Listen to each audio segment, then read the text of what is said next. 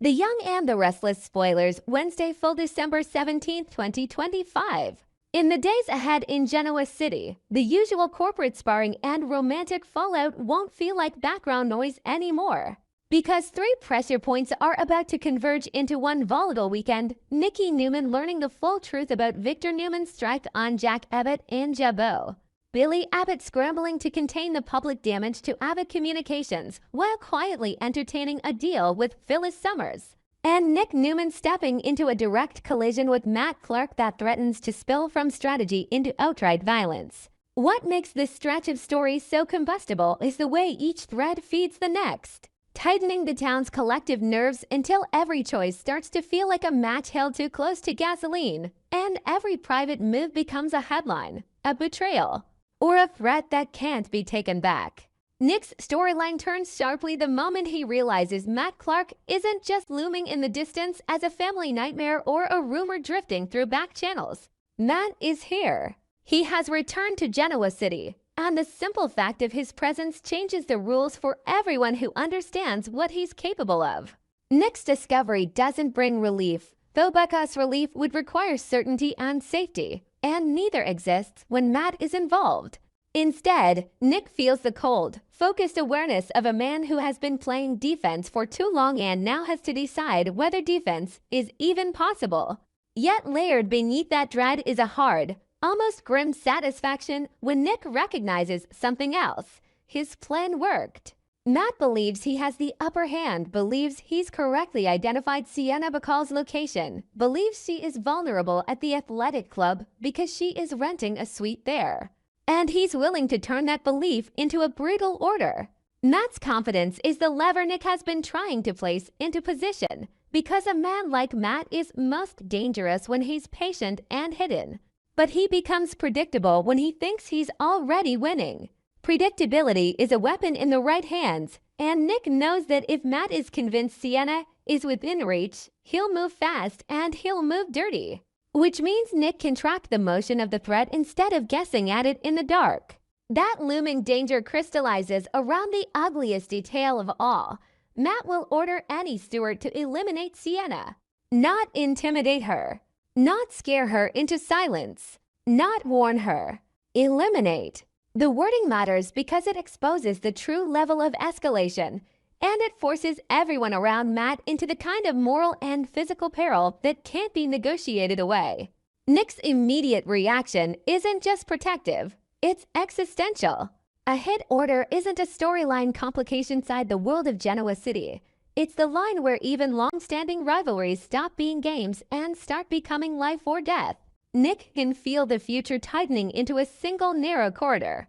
If he hesitates, the cost could be irreversible. If he rushes, he could walk directly into Matt's trap. And if he tries to handle it the way that preserves appearances and avoids scandal, he risks losing precious time to a man who thrives on chaos and who never mistakes compassion for anything other than weakness. That is why the upcoming confrontation doesn't simmer politely. It detonates. By the weekend, Nick and Matt's clash will escalate into violence because too much is at stake for either man to keep the conflict contained within words.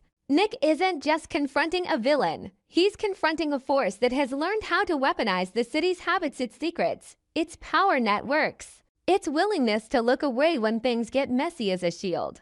The violence becomes the inevitable result of two opposing convictions colliding. Matt believing terror and control are the only true currencies, and Nick refusing to let fear dictate who survives and who becomes collateral. While Nick is fighting in the shadows where the worst decisions get made, Billy and Sally Spectra are forced into the harsh daylight of a public relations nightmare that threatens to crush Abbott Communications under the weight of Newman Media's narrative. The article about Jabot shutting down becomes more than a report, it becomes a framing device. A story that invites the world to see the Abbotts as unstable, desperate, and vulnerable. Even if the shutdown had strategic reasons tied to preventing an AI attack, the public rarely cares about nuance. It cares about winners and losers, and it devours the spectacle of a giant stumbling. Billy understands that better than most, and that is exactly what makes this situation so dangerous for him. Abbott Communications isn't just a company. It's Billy's attempt to build a legacy that feels like his own rather than a hand-me-down from Jack's empire. So when Newman Media amplifies the narrative that Jabot is closing, the hit lands on Billy's pride and his future at the same time. Sally, pragmatic and sharp, sees the ripple effect instantly. Advertisers get nervous, partners start making calls, and the online discourse becomes its own engine of damage, rewriting reality in real time. Billy and Sally's effort to minimize the fallout becomes a race against perception, because once the story hardens in the public mind, it doesn't matter what the truth weighs, it matters what people believe. And what they believe determines whether they invest, whether they trust, and whether they abandon you when you need stability most. That is why the rumor of Billy reaching an agreement with Phyllis Summers carries such heavy intrigue. Phyllis is not the kind of person you casually make a deal with unless you are either desperate, extremely strategic, or both. Her history is too sharp, her instincts too opportunistic, and her ability to turn a small opening into total leverage is legendary in Genoa City. If Billy is considering an agreement, it's because he recognizes that fighting Newman Media's narrative requires more than polite corrections and carefully worded statements. It requires someone who understands the battlefield of perception, someone who can manipulate attention, redirect outrage, and turn an ugly headline into a weapon aimed back at the people who fired it. But the moment Billy even entertains working with Phyllis, he exposes himself to a different kind of risk, not the immediate risk of being embarrassed in public, but the deeper risk of becoming entangled in Phyllis's agenda. A deal with her is never just about solving the problem in front of you. It becomes a door she can walk through later, at a moment of her choosing, when the cost of saying no is higher. That's the tension humming under every move Billy makes. He's trying to protect Abbott Communications and keep the company standing tall in a storm, but he may be reaching for an umbrella that's laced with hooks. And once it's in his hands, he might not be able to set it down without losing skin. Over at the Newman Ranch, the tone could not be more different on the surface, and that contrast is deliberate, almost cruel.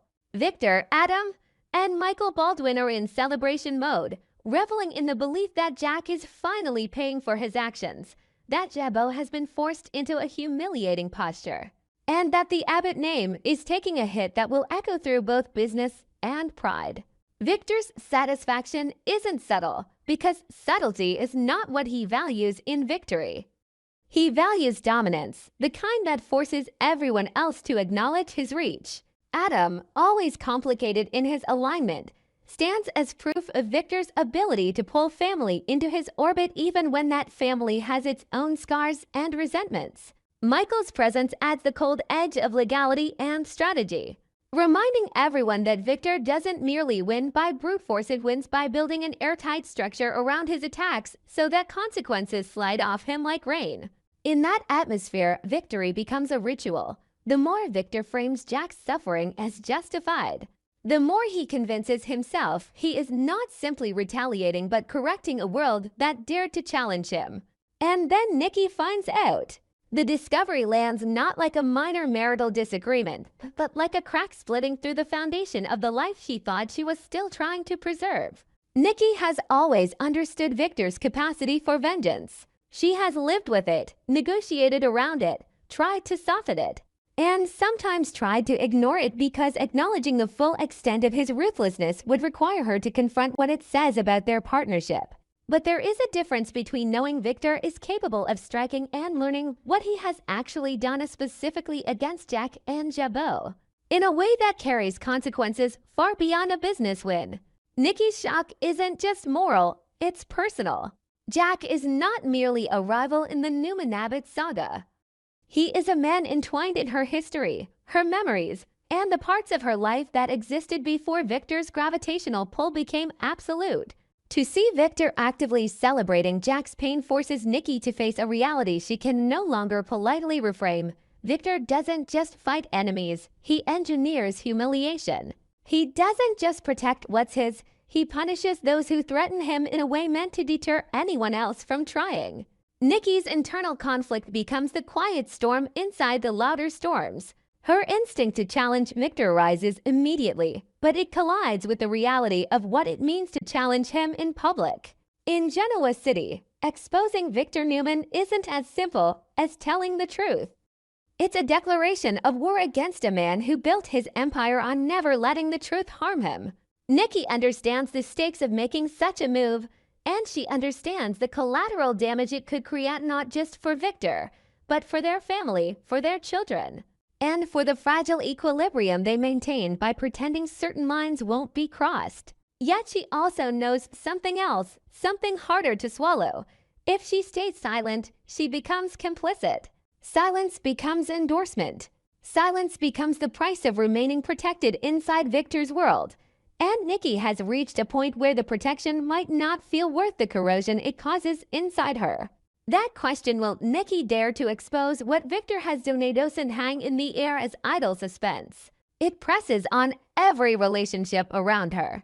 It reframes Victor not as a husband who sometimes goes too far, but as a man whose definition of love includes domination, whose definition of loyalty includes obedience, and whose definition of family includes using his own bloodline as extensions of his will. Nikki's shock is not just about Jack and Jabot. It's about the realization that Victor's obsession with winning will always demand sacrifices. And sooner or later the sacrifice will be hers again, her conscience, her dignity, her peace, or her ability to look her children in the eye and tell them that power isn't everything. Even if Nikki never says a word publicly, the knowledge changes her, because once you see the machinery behind the victory, you can't unsee the cruelty required to keep it running. Across the city, each thread is tightening the same knot. Nick's conflict with Matt Clark is spiraling toward physical danger because Matt believes he can order death the way he orders dinner. And Nick refuses to let the Newman family be terrorized into submission. Billy's crisis with Abbott Communications is intensifying because Newman Media's framing threatens to turn one strategic shutdown into a long-term stain. And the only possible countermoves may require partnerships that come with their own poison. Nikki's awakening is the most emotionally seismic of all, because it suggests that Victor's latest strike might not only ignite another chapter in the Newman-Abbott war, but also destabilize the one relationship Victor has always relied on to humanize him when the world gets too dark. The coming days promise no easy victoriously choices that reveal who these people really are when the stakes become unbearable. And when the cost of staying loyal to old patterns is finally higher than the cost of breaking them. In Genoa City, the damage never stays where it starts. A corporate strike becomes a public humiliation. A public humiliation becomes a private betrayal. And a private betrayal becomes the kind of fracture that can rearrange entire families. That is the atmosphere surrounding the newest set of developments. Kyle Abbott choosing to align himself with Claire Newman while sending a pointed message towards Summer Newman. Diane Jenkins quietly cornered by the reality that Jabot is bleeding credibility and momentum and therefore driven to plead with Michael for help. And most painful, slow, brutal collapse of trust inside Adam and Chelsea's relationship as the fallout from Victor Newman's war against Jack Abbott finds its way into the one place Chelsea wanted to keep safe, her own sense of agency. These story beats don't land like separate spoilers. They land like pieces of the same mechanism clicking into place, each one tightening a vice around the Abbotts, the Newmans, and anyone unlucky enough to be standing between them when the pressure finally spikes. Kyle's move is the kind that looks practical on the surface and explosive beneath it. An alliance with Claire Newman is not a harmless social pairing in this town.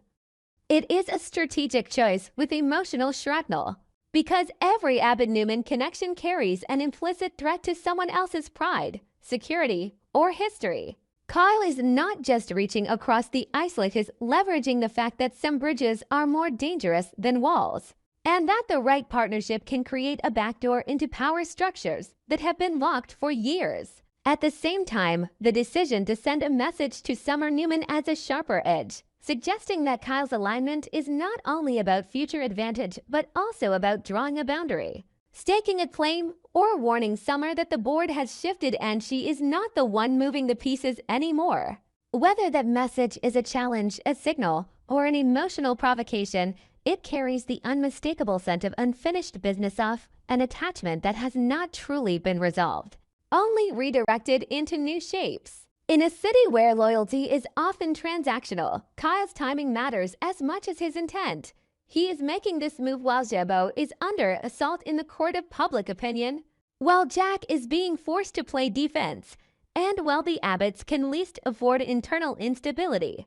That means Kyle's alliance with Claire doesn't just complicate romantic history.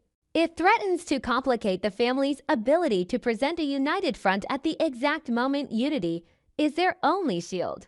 And because Summer is a Newman, any signal aimed at her is never received in isolation. It will reverberate through the Newmans, through Victor's sense of dominance, through the long memory of every feud that has ever pretended it was only business. While Kyle's alliance creates new lines of tension, Diane Jenkins is facing a more immediate, practical crisis. Jebo needs help, and not the kind of help that comes from inspirational speeches or public optimism.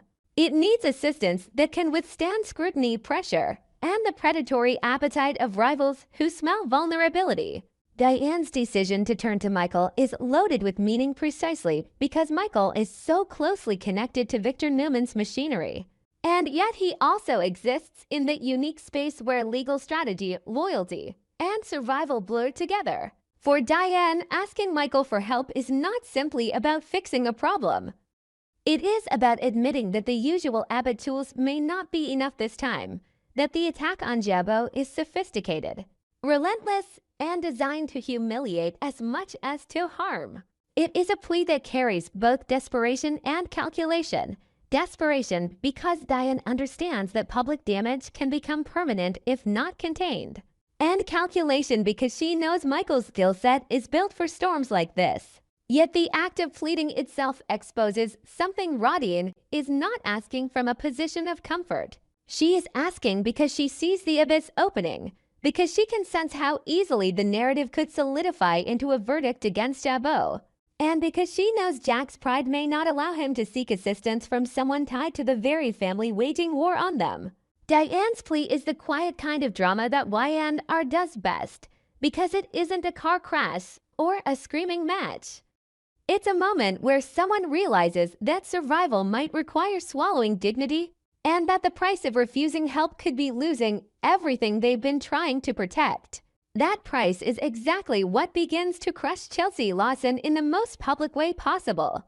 She enters the launch party with the fragile hope of normal side kind of event that is supposed to feel like momentum, celebration, forward motion. She may have been carrying her own private burdens into that room, but the expectation of the night is clear. Smiles, appearances, the performance of stability. And then she reads the article, the damaging piece Adam has posted about Jebo, and the illusion collapses inside her like a floor giving way. In one instant, she isn't simply upset about a headline. She is devastated by what the headline represents, the willingness to turn a rival's vulnerability into content, the eagerness to serve Victor's agenda at the expense of decency, and most personal of all, realization that her relationship is being treated as optional collateral. The heartbreak isn't only in the facts printed on the page. It's in the tone, the timing, the public nature of it, and the way it reinforces a truth Chelsea has tried to outrun for years. When Victor Newman decides to strike, the people around him become instruments, and the people who love those instruments get hurt by proximity. Chelsea's sadness at the party is not quiet melancholy. It is the specific anguish of someone who thought she was a partner and suddenly feels like an afterthought. Victoria Newman approaching her makes the moment even more suffocating because Victoria is not just any observer. Victoria is a Newman who understands exactly how Victor's strategies operate, and her question whether Chelsea knew forces Chelsea into a humiliating clarity. Chelsea's answer is immediate and unequivocal. She did not know, and if she had known, she would never have approved. That statement does more than defend her reputation. It draws a line through her marriage-like partnership with Adam and declares that whatever this is, it is not something she signed up for. Chelsea is not simply offended by what Adam did. She is offended by the fact that he did it without her, that he chose obedience to Victor over transparency with her. that he let her walk into a public space blind to a story that would inevitably crash into her face. The emotional wound is layered. Betrayal because Adam hid it, helplessness because it proves Victor can still reach into her life through Adam, and fear because once the pattern is established, it tends to repeat. Chelsea's reaction is not the reaction of someone shocked for drama. It's the reaction of someone who has fought too hard for stability to watch it be undermined by someone else's hunger for approval from a father who never gives genuine approval, only temporary permission.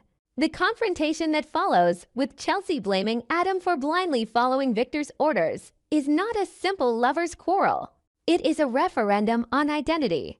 Chelsea has always been forced to evolve in a town that refuses to let anyone outgrow their worst reputations. And the one thing she has demanded from the people she ties herself to is honest-real honesty, not selective confession after the damage is done. Adam's choice, framed as loyalty or necessity, lands to Chelsea as surrender.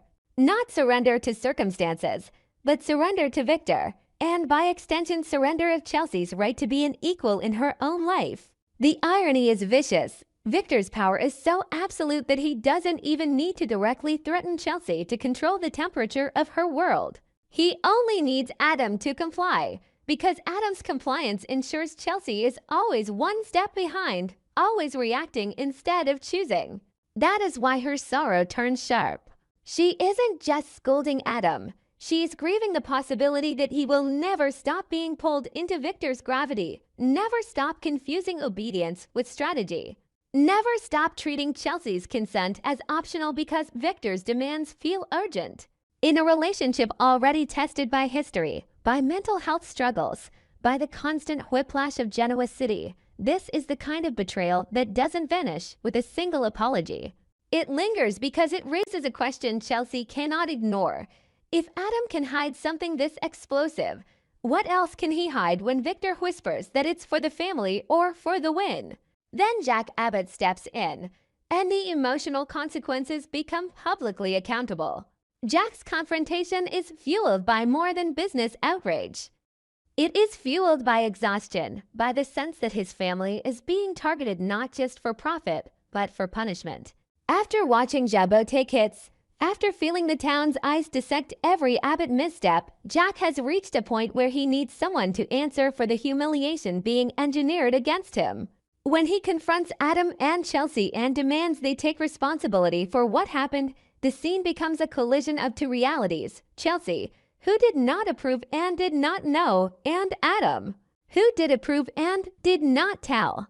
Jack's anger doesn't discriminate in the way Chelsea wishes it would, because from Jack's perspective, harm is harm.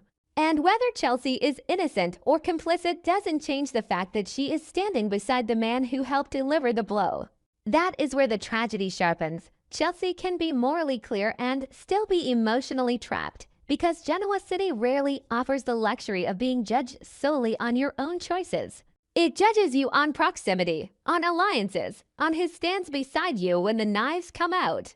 The question looming over everything is whether this will create a lasting rupture between Adam and Chelsea. And the answer is not simple, because the rupture has already begun quietly, internally, in the space where trust either grows or dies. Chelsea's heartbreak at the party isn't just about embarrassment.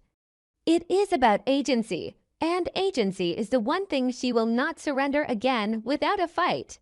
Adam may insist he was acting strategically, that he was protecting something larger, that he was obeying Victor because refusing Victor would have created worse consequences. But the more he justifies the secrecy, the more he confirms Chelsea's deepest fear, that when Victor applies pressure, Adam's first instinct is still to comply, to keep Victor close, to avoid Victor's wrath, even if that means Chelsea becomes collateral in the process. For Chelsea, the wound is doubled by the knowledge that she would have said Nosh would have refused to participate, meaning Adam didn't hide the information to spare her stress. He hid it because he knew she might stand in the way. That realization is the kind that can turn love into suspicion, and suspicion into distance, and distance into a silence that feels like a slow goodbye. Yet the story doesn't need a clean break to be devastating. Sometimes the most painful fracture is the one where two people remain together while something essential between them erodes. Chelsea's refusal to approve, her open condemnation of Adam's blind loyalty, Victoria's pointed check-in, and Jack's furious demand for accountability all form a trap around Adam. He is being forced to see the cost of pleasing Victor in real time, not in theory. And for Chelsea, the cost is no longer abstract either. It is a public moment of sadness that turns into a private reckoning, the kind where she must decide whether she can build a future with a man who still defaults to Victor's shadow, even when that shadow poisons the life they are trying to create. Meanwhile, Kyle's alliance with Clara and the message to Summer shifts the emotional chessboard in the next generation. And Diane's plea to Michael signals that even the Abbotts may be forced to seek help from the very network they are fighting. Everything points to the same uncomfortable truth. This war is no longer confined to companies and headlines. It is working its way into marriages, loyalties, self-worth, and the fragile trust that holds these people together when the cameras aren't rolling and the parties end. In that kind of storm, a single article can become a weapon, a single secret can become a fracture line, and a single choice to obey Victor can become the moment Chelsea decides she will never again be anyone's pawn, no matter how much she loves the person holding the board.